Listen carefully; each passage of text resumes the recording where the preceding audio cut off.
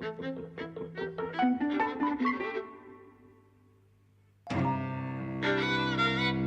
and welcome to Eavesdropping at the Movies. I'm Mike. And I'm Jose. And we've just been to see Cabaret Yes. from 1972. One of these films that is set 40 years ago and is now more than 50 years old. It's closer to the time in which it's set than it is to today. It is. So it's an interesting historical artifact on its own. It is. I'd never seen this. I knew a lot about it. I knew some of the songs. And I knew of, you know, the MC character, and obviously Liza Minnelli. This made her a superstar. But I'd never seen it. You must have seen this endless times. Well, I mean, it's a really formative film for me for all kinds of reasons. I first saw it with my mom and my sisters on TV. Yes, and, you know, you can imagine there was... Like my mom was so tense watching it with us. I think she couldn't believe what she was seeing. So I won't say any more than that. I'm very curious to know what you think. I didn't know so much about it. You know, it's the story of these international libertines, pleasure-seeking young people in Weimar, Berlin in 1931. And I mean, I really didn't know anything about it, so the whole story is new to me, and I thought it seems, maybe even by today's standards, but certainly imagining 1972 standards, quite daring. Well, actually, I think it's a film that could only have been made in that period around 1972. Actually, it could not be made now. Yeah, go on. The women's liberation movement was brewing. The gay liberation movement was brewing. Art cinema had influenced American cinema, and for a brief moment, different kinds of films could be done. It was distant, but close enough to Nazism, that you could have kind of a critical, perspective, but distant from it. I think some of the things in the film would have been too raw, just like 10, 15 years earlier even, right? I feel that you could see a film like this coming out of Europe today. It feels unlikely you would see one coming out of the US, as this did. Exactly. Yeah. Yeah. It's a really positive surprise in all these ways because of the attitude that it has towards alternative sexualities and alternative sexual lifestyles and sex generally as something that can be had freely, is not necessarily... I mean, it can affect the characters' relationships. You know, when someone, the Liza Minnelli character, is extremely sexually liberated, and Michael York character is the opposite. Yes. And obviously it affects him when she is involved with other people, but I would say it's more that when she's romantically involved with someone else than sexually. It's connected, obviously, but it's the idea of the ability to give herself emotionally to someone else rather than sexually that I think affects him. But then you have this reveal that he is bisexual. A reveal, maybe not. I mean, it's kind of implied early. You can certainly read it in him, but then it becomes clear at one point in the film. So he has a certain liberated attitude towards sex because he says that he's been sleeping with the same guy that she has. You know, it reminded me obviously of The Blue Angel, which we saw, the staging and the production of those cabaret numbers. I think it's interesting. I was just reading something that says it's sort of seen as a musical for people who don't like musicals. I think that's probably got something to do with the fact that all the music is diegetic. The songs are songs on stage in the film. They're not characters bursting into song, you know, in the way that people imagine. People who don't interesting, yes. You know, and the same goes for Tomorrow Belongs to Me. That's a character singing a song to a group. Yes. So I think that kind of gives you a way in to enjoying it as a musical if you object, if the idea of the musical and people bursting into song disgusts you. Well, this isn't like that. And I think that's interesting.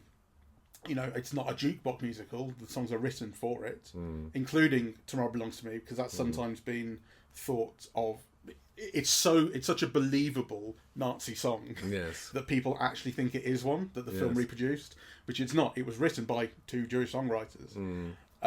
It has been kind of adopted to certain degrees by Nazi groups and fascist groups in the last 50 years. It's just an example of why irony can't beat people who have no irony, which is what fascists are. And the undercurrent, I was thinking throughout, the rise of fascism in impending Nazi Germany is depicted throughout. Not for a little while at the start, but then we start seeing people with Nazi armbands. We start seeing people getting beaten. So the first thing is the guy who wants to sit in the club and is kicked out, and then we see the guy kicked him out, the manager, having the shit beaten out of him for doing so. By the end of the film, those Nazis are sat in the front row. Yeah, I mean, the film is beautifully structured because it really does show that rise very systematically, right? So I think in the first opening number, if I'm not mistaken, the Joel Grey, Master of Ceremonies, pokes fun at Hitler, right? Does the thing with the mustache, right? Yeah, And that may not be the first. It's where they have the mud fight, I think, and he puts him on his upper lip and pretends it's a Nazi mustache. But yeah, it's fairly early on. But by the end of it, it's all Nazi, right? Yeah. And it charts kind of the fights between the communists and the Nazis, and so I mean, it is really kind of quite systematic to show that development and do it basically through the cabaret. Yeah. So I'm thinking to myself throughout the film, I see this as the backdrop. I understand that, but how is it connecting to these characters? It most clearly connects to the Jewish heiress character, who the one character is falling in love with, because she's Jewish, and that's brought up. That's fairly explicit. But in other words, I'm thinking, how does it connect? And what I ultimately kind of realise is, I think it's a subtle thing, but fascism is about certainty, binaries, left and right, good and bad, gay and straight, and they're all connected to what's good and what's bad. And the way that the main characters in this live is about blurring boundaries, or learning how to blur boundaries, or kind of living in a world in which those boundaries can be blurred, and understanding things as equal. But it's like, it's super subtle. It's not a connection that the film is ever explicit about. It's there for you to see it, I think. But that is what it is saying. There are certainties, the way one ideology thinks, and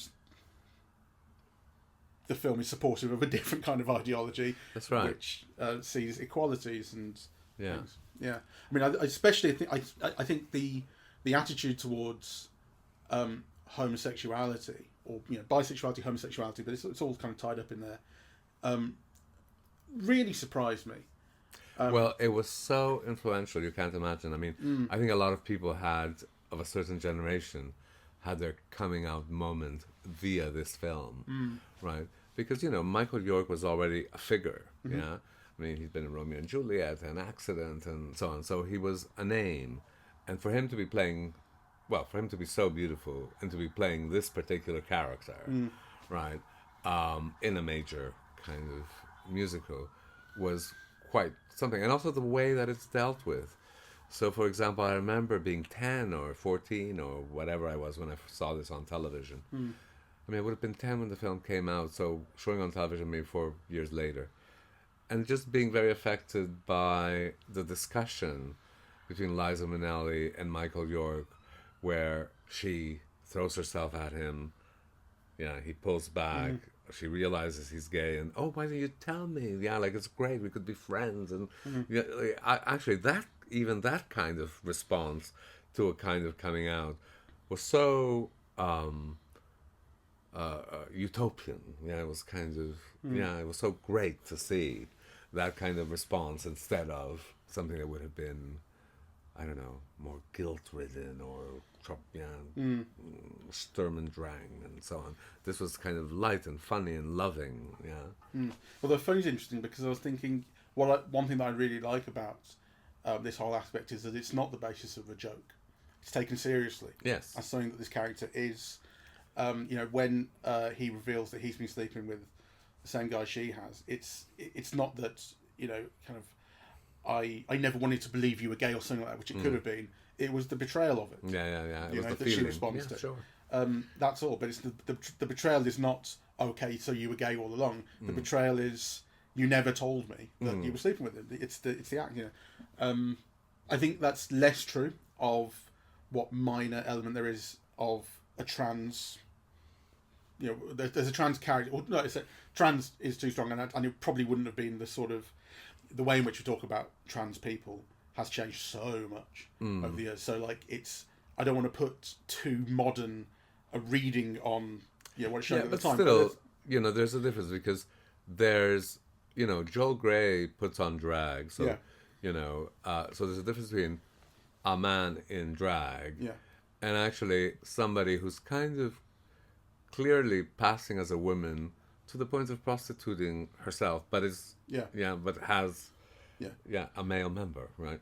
But that's like the 2 or 3 times that comes up. That is a joke in the film. It's a joke when he's standing at the urinal and this character comes in.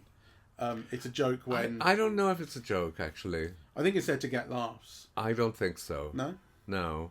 I think it's there as a moment of awareness, because if you remember at the end of that scene, it's like Michael York looks back.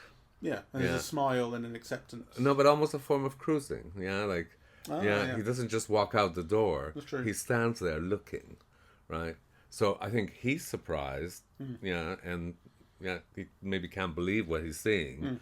But actually, what he's seeing is not without an enticement. No, sure. But, I mean, there's definitely. It's.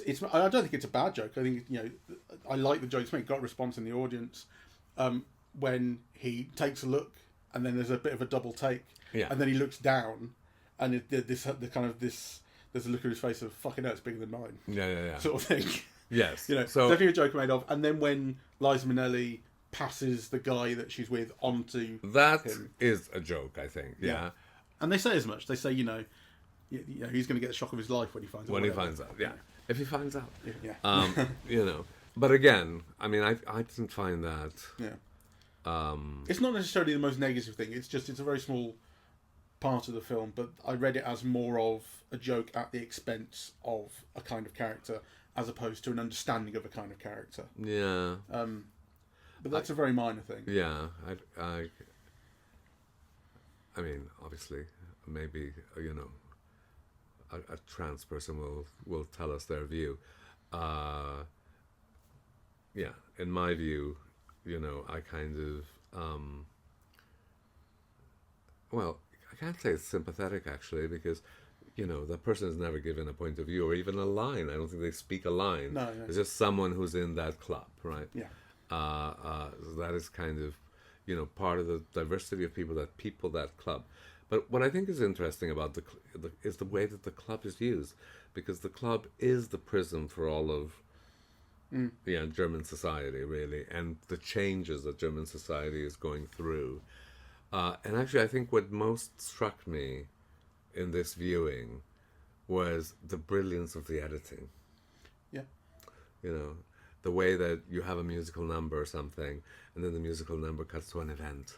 Right. Yeah, or intercut with. Yeah, intercuts, in ways that don't follow logically, that are often divorced in time, in space, from kind of what is going on in the club.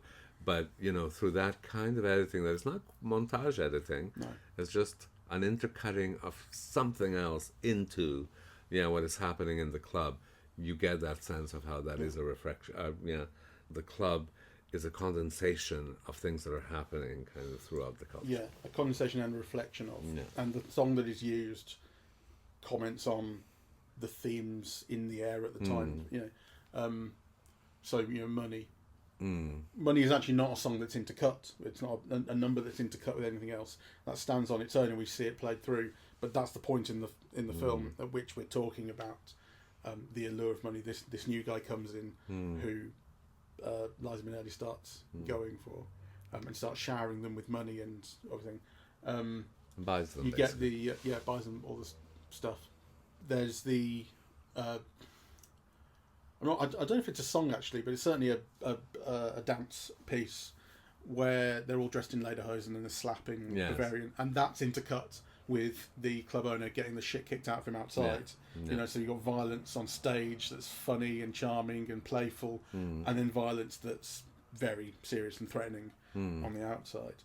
And that was quite shocking, I thought, actually. You know, surprisingly effective. Yes. There's a lot of those beatings. Yeah.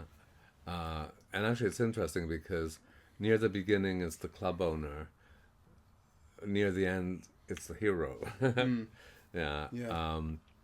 So you can see how that violence, you know, spreads more and more and more, really. Yeah.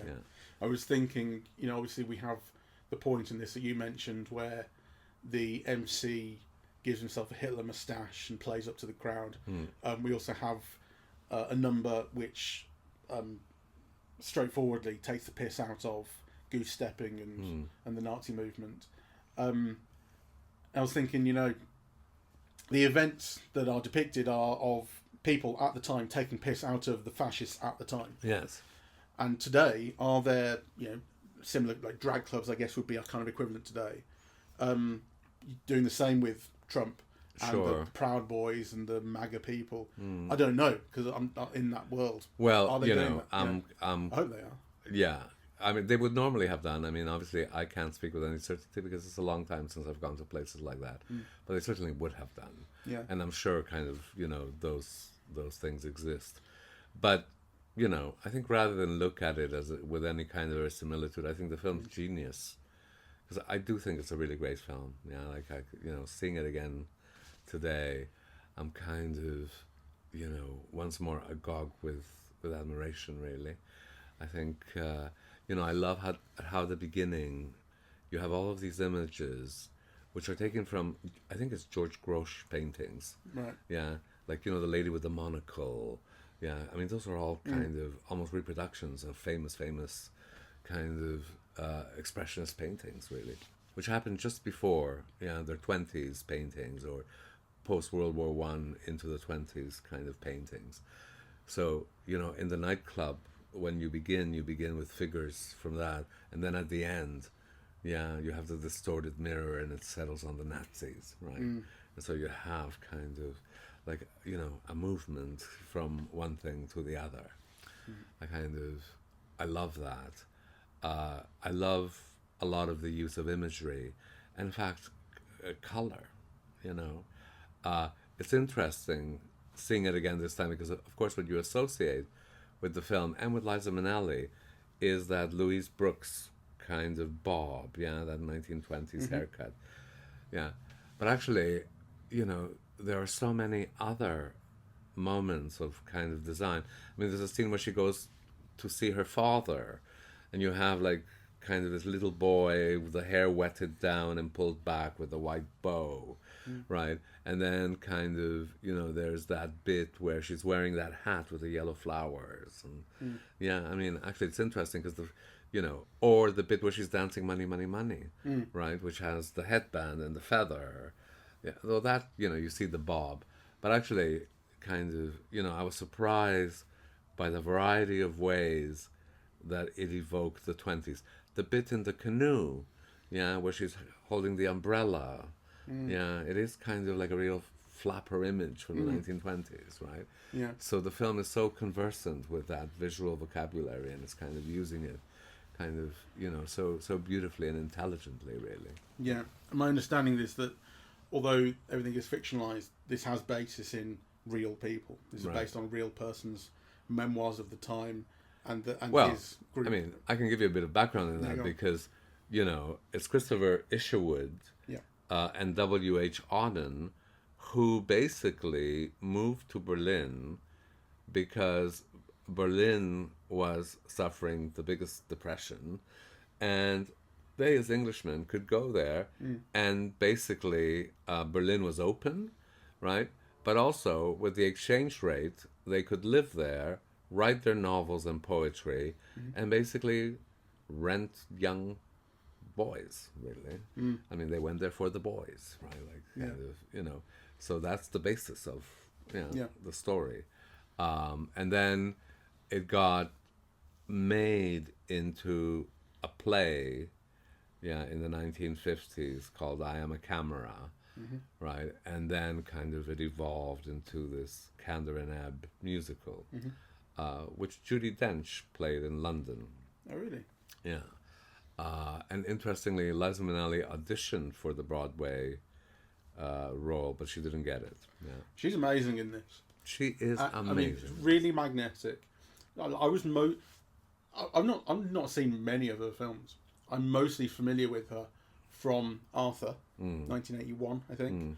I love her in that. I think she's wonderful in that. You see a lot of the same kind of attitude and stuff in this.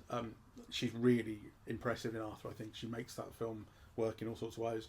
And I know her from her public image in her later years, and her marriage to David, what's his name? Guest. David Guest. And that being a particular sort of, certainly in the British press, there was a huge thing about them and their divorce, and because he's a kind of figure over here, or was. And I know her from Arrested Development, in which she kind of plays against type a little bit, plays with and against type. There's a wonderful thing, they get her into a gay club in that show, which is fantastic. Just about they did that at all, Did you not see New York, New York? No, but there's a joke in Arrested Development where they're in that club, and the one character goes up on stage and is singing New York, New York, and she says to herself, "Everyone thinks they're Frank Sinatra," because obviously she first sang that song. Yeah. But Sinatra's the one who It's a has the credit great for it. number. So anyway, I think she's incredible in this. Like she has the scene that I think is her best, excluding I think the dance numbers, which particularly her first is a remarkable performance. But outside of those, the scene in which she is all pissed off and wants a drink, and Michael York won't let her, and then the characters invite themselves to have tea with this heiress. She's fucking wonderful in that. She's wonderful. Really funny. Yeah. A really sour, sulking presence. Who's extremely funny. She's extremely funny.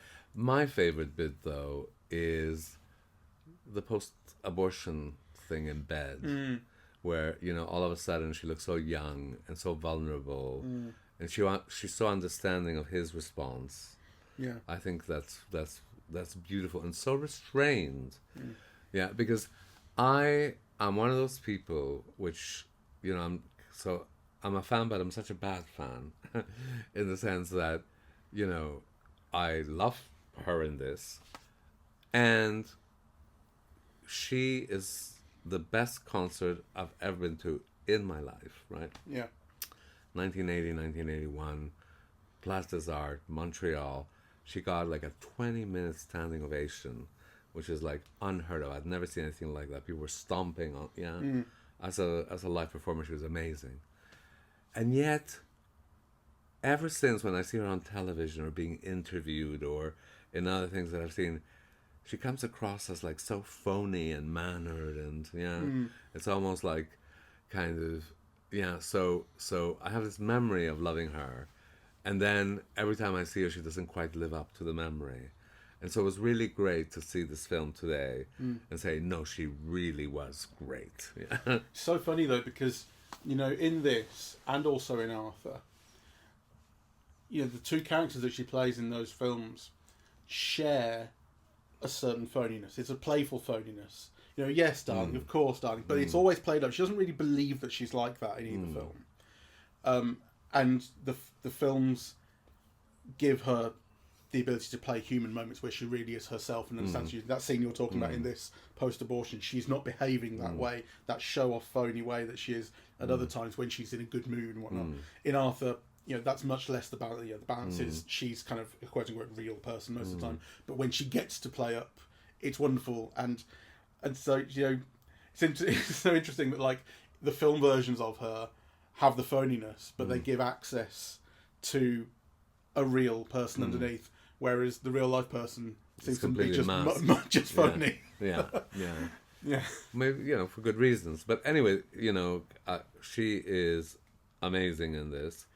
But, so is everything else. I think Jeffrey Unsworth, who did the cinematography, is a British cinematographer. I mean, it's just beautiful, right? And it's so expressive. And some of the compositions are so wonderful. Yeah.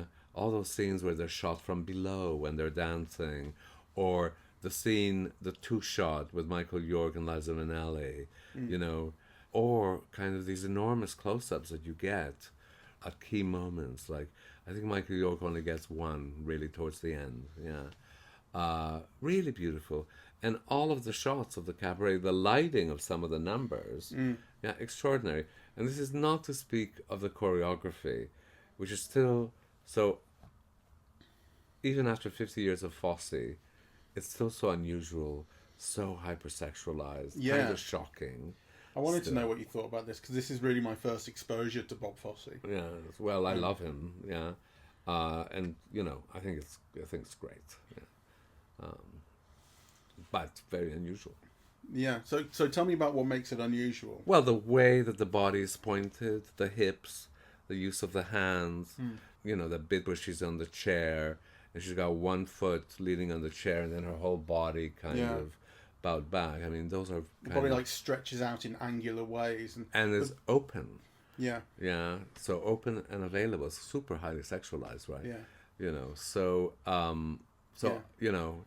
There's that moment, I think it might be in the first number, where they're introducing the girls, and there's a thing where they're kind of all leant back, standing side onto the audience, and they sway just their hips, you know, in kind of circles. I thought, that's an unusual movement. And again, hypersexualized, because it's about, you know, just draw attention to the groin, you know. I think what I also noticed this time was how great a dancer Liza Minnelli is. And really where it becomes most evident is not when she's doing the choreography, but actually often just when she's in movement and all you see is her back. And it's so expressive. Yeah, just the things that she can do with her body, right? Like, you know, the way that she moves it. Yeah, it makes it expressive even from the back, right? Yeah. So, you know, I have a newfound appreciation for that, really. Yeah. Easy to see today why this is a star-making performance. Yeah, for sure. Really easy. This is the film with the record for the most Oscars won without winning Best Picture. Yeah. It won 8. So Bob Fosse for director, Liza Minnelli for actress, Joel Grey, the MC, for supporting actor. Art direction, Jeffrey Unsworth for cinematography. He's one of the great cinematographers. Without a doubt. Best film editing, best scoring, adaptation and original song score, and best sound. So, you know, won technical Oscars and artistic Oscars, but didn't win the big one. And the big one was won by The Godfather. You know, so it's basically, you know, two masterpieces, yeah, kind of. So I find that, like, completely understandable. I wouldn't be able to choose between them. I mean, The Godfather is one of my all-time favorite films, and so is this one. Yeah. I've sort of seen The Godfather. I fell asleep in the cinema.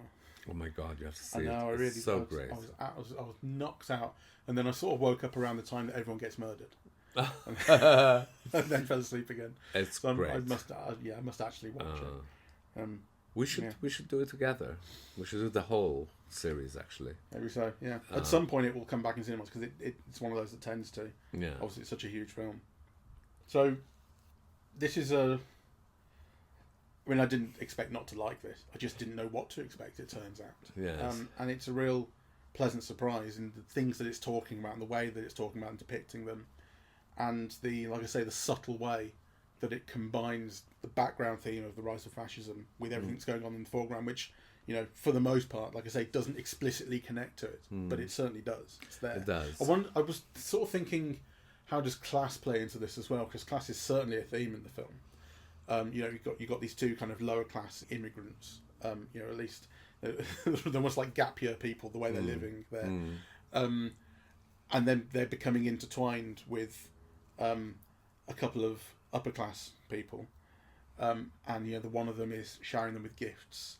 The other one has fears for herself and for her fortune. She thinks the one character, you know, is trying to marry her for her fortune. I'm thinking, how does that play in? You know, is it a case of? The thing is with the heiress character, who's Jewish. Although we don't see kind of what will ultimately become of her, we see them get married, but that's not something that will protect her. No. In the long run. Well, actually, one of the things that I think makes the film so great is that the boyfriend knowingly chooses, so he knows what the dangers are in being Jewish, and he chooses it. Though actually what we know is that it wouldn't have protected him anyway, because, I mean, you could move towns and live as a non-Jew and pass as a non-Jew, but actually, as soon as the Great Solution started, you wouldn't be able to fake your grandfather's birth certificate, right? Yeah. So, but that also, and I think this is why the film is so great, because it leaves those questions overhanging. Yeah. What happens to them? They're rich enough, maybe they ended up in America or Argentina or something, right? Like, they're rich enough to go if they went in 1933. If they waited too long, The question of passing and not passing and hiding and not hiding occurred to me, and it's not something the film presses on. If it wanted to, it would press very hard on, you're going to get found out for X, Y, Z, and what you're going to do about it. Like I say, with the Jewish thing, it presses on that a little bit. But I think there's a certain equivalence between being able to hide yourself as a gay person, being able to hide yourself as a Jew. Yes. These are like it's not the same as if you're black. You cannot go around the world not being seen as black. Whereas being Jewish, people do hide. Being gay, people do hide. Yes. Definitely feels that there's a certain equivalence there. And the thing is, these people live in a world and they live a lifestyle in which acceptance of each other is normal and positive and healthy. And the question of, well, that's going to become a big problem when the Nazis get into power. Like I say, it's not pushed heavily on because the Nazis are still just a gang of thugs right now. We don't get to the point where Hitler's in power and the rest of it. As I say, Hitler, the only presence of Hitler is that joke at his expense. But by the end of the film, when you see that the club, the preponderance of Nazi uniforms at the club, that kind of begins to paint another picture. But in fact, there are really interesting historical presents. I mean, in Berlin, a lot of the gay clubs that were attended by SS members were immediately shut down. In fact, I think there's a famous club that actually became a headquarters of the SS. I mean, I could be getting this information wrong, but, I think this is what Finn, if I remember what Finn told me correctly, these things happen. So the culture that you're kind of seeing in this club would probably have been all cleaned up and erased 2 years later, right? I think it's one of the... I mean, you're right, absolutely. Of course, I'm not disagreeing with you.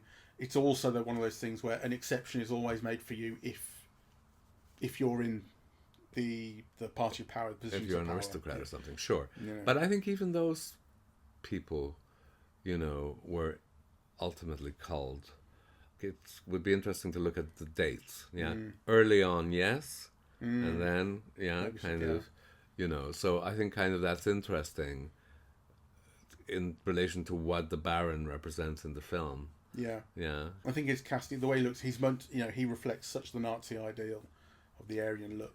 Yeah, he does, though, from his class point of view, is like he's welcoming the Nazis because they get rid of the communists, which are the biggest threat to the aristocrats because of the Soviet Revolution, the Russian Revolution, right? But then kind of, what will he find a few years later? Well, that's it. He's talking about, we need those guys. I don't like them, but they serve a purpose because they're taking on the communists. And then we will handle them. And then later on, when they go to that country house in Bavaria, and everyone starts standing up and joining in with the young Nazis on stage and singing "Tomorrow Belongs to Me." I mean, for one thing, it's a reveal. It's kind of not a reveal because the kid already looks super Nazi. But then it is treated as a reveal when you pan down and you see the Nazi armband on. You realise this is a Nazi singing a fascist song. But then everyone standing up and joining in, one by one, is a further reveal that this is not an isolated guy. This is a deeply felt thing amongst the populace to a point. And that's when Michael York, as they leave, says, "You still think you can control them?" That's a beautifully nuanced scene, which seems really overt, right? So initially, you're just meant to see this archetypal German poster boy, right? Like blue eyed, blonde haired. Then there's the reveal that he is a Nazi, as you would expect. And then you get the feeling that all of these working people, because, they are meant to be ordinary citizens, right, at a pub, drinking, right? So when you're asking the class basis for this, well, this just seems to be like ordinary people, not rich, working people. But then if you remember, there's also a cutting into close-up of this old guy who's just disgruntled and suspicious and like doesn't like these new doesn't like these Nazis and can't say anything. So I thought that was like beautifully done, that so it's not everybody, but actually now the people who don't like it are silenced. And there's that moment a little bit later when they go back to the boarding house and everyone sat around having a drink and reading the paper and whatnot, and one of them's moaning about or basically it's supportive of him. I forget exactly what he's saying, but supportive of the Nazis and saying, we need what they're bringing or whatever the hell it is. And then the old woman says, I wish the Kaiser was still here. There was order in those days. It's just such a funny thing. Anyway, I think it's a really, really great film. Even that moment where, the abortion moment, right? So they agree to marry, blah, blah, blah. And then you get a sense of what she thinks her life would be like if she had a boy or a baby, right? And actually that montage is where, like, you think it's her imagination, but actually it turns out just to be a boy, probably waiting for some other mother, but for a moment you think it's her imagining her future, but actually kind of it's the present. And I think kind of, the imagery of the ball dropping, and then this cutting, that gives the impression of a present future. It's just beautifully done, really. Yeah, because you mentioned when we were talking about the musical numbers, the way they're shot and edited, that's not montage, but there is montage, and it's in those moments. Those imaginings of the future, or the expression of what the character is feeling right now, which happens a couple of times. I think it's both times it's Liza Minnelli's internal feelings that come out. Works really, really nicely. It's really, really good editing throughout the film. I mean, it's both a case of the choice of what to show and how to intercut things, or how to put this montage together. It's also the timing. There's a really intuitive feel, I think, to the timing of the cuts. The film has beautiful timing, and it's a timing that's done through the editing. Right? So that scene that you mentioned with Liza Minnelli, right, where Marisa Berenson comes in and, they talk about boom, psh, boom, psh, whatever, fucking in German. I think a lot of her laughs are achieved not just through her expression and so on, but actually through the timing of the cuts on her expression. Because it's so interesting, that scene, actually. They're beautifully timed. I was thinking about this because this is something you've talked about before, about how in England there's a huge amount of code used, which is inaccessible to someone whose first language is not English. And you have to kind of learn to understand what English people are saying and how they're saying it. And I think that kind of idea, although only one of those characters is English, plays in there because it's about, ostensibly, an English lesson. Michael York is supposed to be teaching this character English, and then these two other characters are in there to kind of spoil the whole affair. But that scene is all about what's being said that avoids the issue or covers up the issue, because the issue is this social awkwardness and the parts people, the things people are trying to do. So the one guy's in there because he really likes or wants to or sees a way in with a rich woman, with the heiress, with the rich woman. And then Liza Minnelli's in there because she objects to being told to get out of a room and not have a drink, and she's in a mood for whatever, she's there to ruin it too. And Michael York is trying to put to make a living. He's trying to make a living, and he's trying to not bring this up. He's being very English about the whole thing. So everyone is saying something that they don't quite mean. Everyone is saying something that has a second meaning, a coded meaning. And then it's also all played through this lens of two of the characters, one in particular, really doesn't understand the language enough anyway. So you can get so the one character they're all talking around, the heiress, doesn't understand what all the other characters are understanding about what they're saying and what they're not saying. I thought that it just plays. It's really nicely written and played. I think that scene is wonderful.